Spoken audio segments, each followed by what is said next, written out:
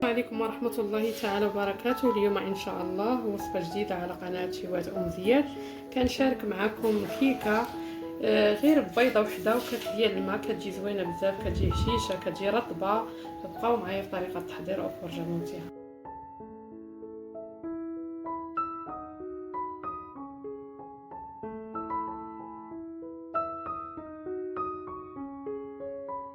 اول حاجه كناخذ واحد الاناء اللي غنخدموا فيه هاد الكيكه. كندير كما كتشوفوا بيضه وحده،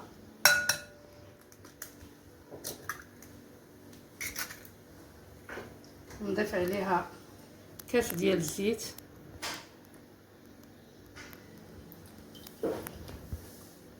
ونضيف عليها ساشي ديال الفاني.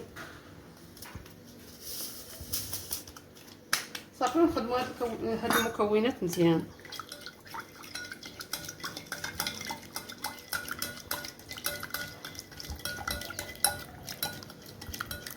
نعرف المكونات مزيان، غنضيف عليهم كاس ديال السكر سنيده.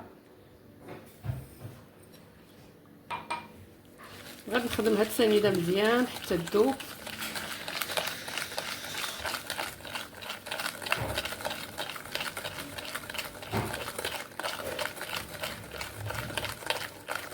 شوفوا غنضيف كاس ديال الماء، يعني ماء عادي.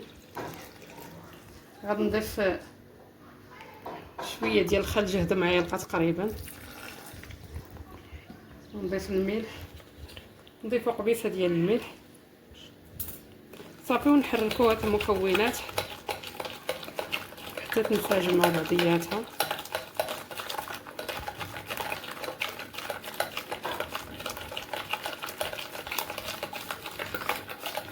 صافي ودابا غادي نبداو نضيفو الدقيق شويه بشويه اللي سبق ليا من قبل وغربلته.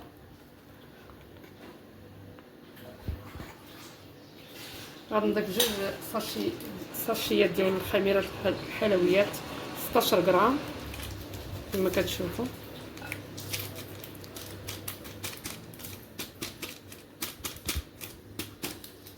وغادي نضيف معلقه صغيره ديال الخميره الفوريه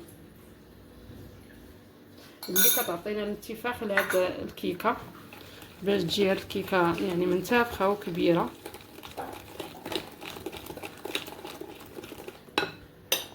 كتشوفوا الخليط باقي خفيف.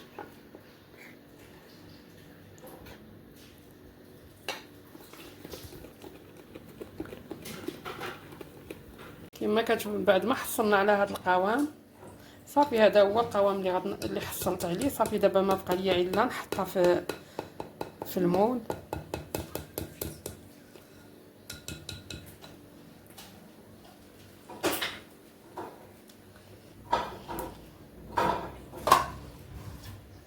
اللي خديت المول كما كتشوفوا، خديته دهنته بالزيت ورشيته بالدقيق. دابا غادي نفرغ فيه الكيك ديالي.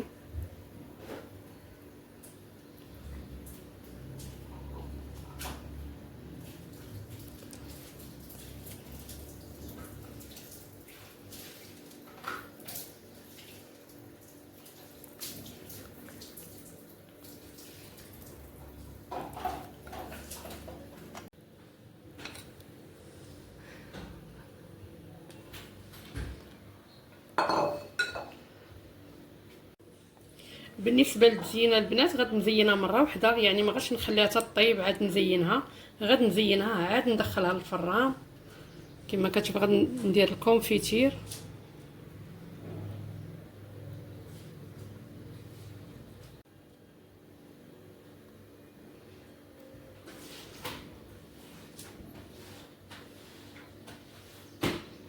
كندير هاد الكونفيتير باش يلصق فيه اللوز. غادي نزينها باللوز بشرائح اللوز.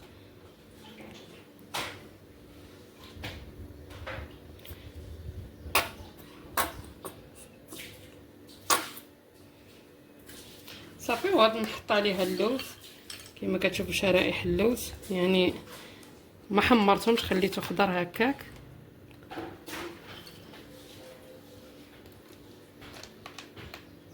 يعني زينوها مره واحده وندخلوها للفران بلا ما نتسناو حتى طيب. عاد نخرجوها ونزينوها.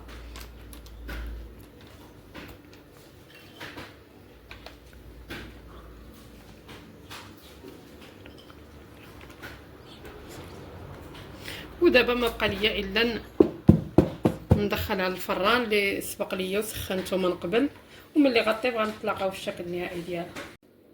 كما كتشوفوا هذا هو الشكل ديالها من بعد ما خرجتها من الفران.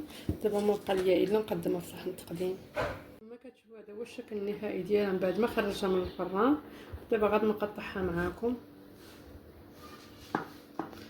كما كتشوفوا كتجي رطبه وهشيشه.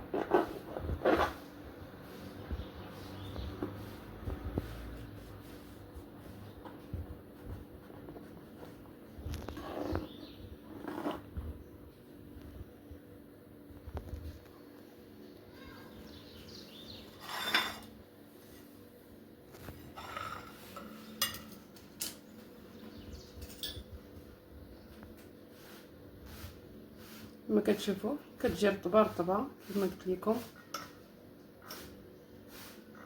يعني رطبه بزاف.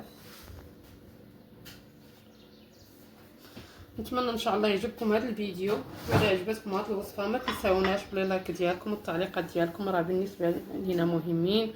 واللي طاحت في يد القناه اول مره ما ينساش الاشتراك والضغط على زر الاشتراك